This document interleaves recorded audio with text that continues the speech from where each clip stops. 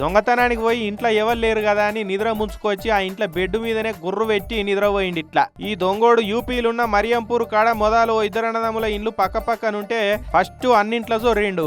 అలమారు తాళం బలగొట్టి సొమ్ములు జేబులో పెట్టుకున్నాడు. అటెంక పక్క పొంటే ఉన్న తమ్ముని ఇంట్లోకి పోయిండు. ఇక ఆడ కూడా పైసలు బంగారం జేబులకు ఉక్కుకున్నాడు.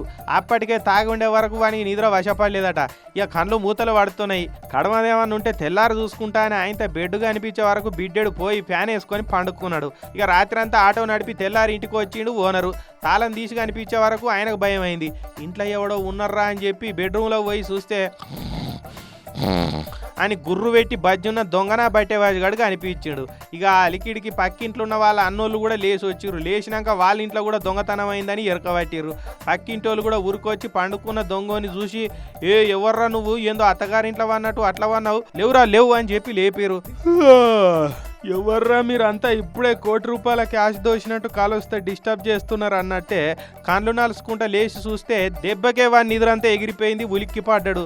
దీంతో చుట్టుముట్టున్న జనం అంతా వచ్చి దొంగని రౌండప్ చేసిరు. మంచిగా ఈప్ సాఫ్ చేసి పోలీసు వాళ్ళకి అప్పచెప్పారు.